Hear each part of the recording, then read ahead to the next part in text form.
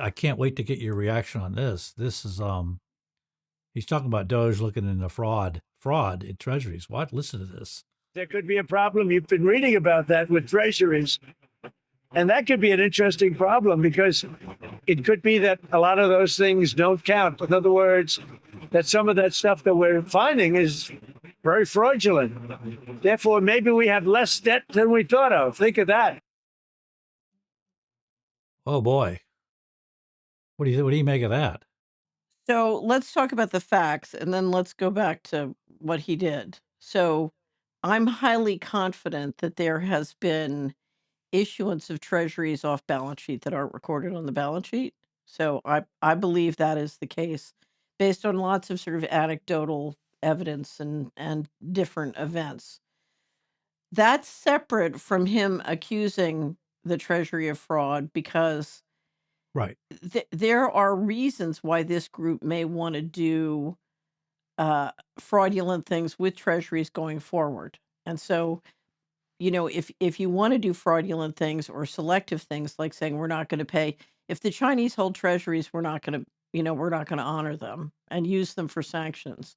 So there are different sanctions you could use, or there's different fraud you could use going forward.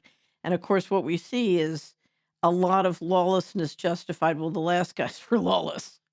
Now, I don't know what he's doing, if he's referring to the actual factual fraud that has happened, or he's teeing up one of those future fraudulent or sanction actions.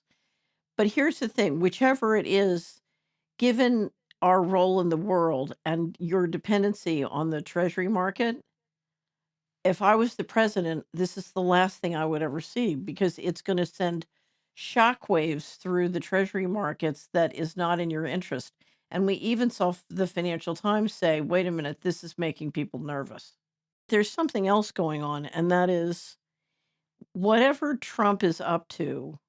Because remember, in the first scenario, what I was going to say is that's not going to have that dilution is not going to have a big impact on the market right now. It's not it's not a big risk in the scheme of things. But whatever whatever the scenario is, he's not behaving like an adult. This is not the behavior of somebody, whether you want to control and operate an empire a new way versus an old way. This is not somebody who's competent. This is not the behavior of somebody who's competent to run an empire. No, that's not a rational statement to make that Right. our treasuries they may be fraudulent. That's an insane statement to make. But frankly, we've had tremors of it during the Biden administration when we had people like Janet Yellen saying, you know what, we might just we might just seize Russian assets. Again, it comes down to what process is in place that you're following. Is there no such thing as due process? The answer is, of course, there is. It's the bedrock of the rule of law, and that's really kind of the overarching theme behind all these cases, all these stories. But this is what I don't understand. Whatever Trump wants, what he just did is contradictory to what any of those scenarios are. Right, right. He's shooting himself in the foot. Right. Yeah.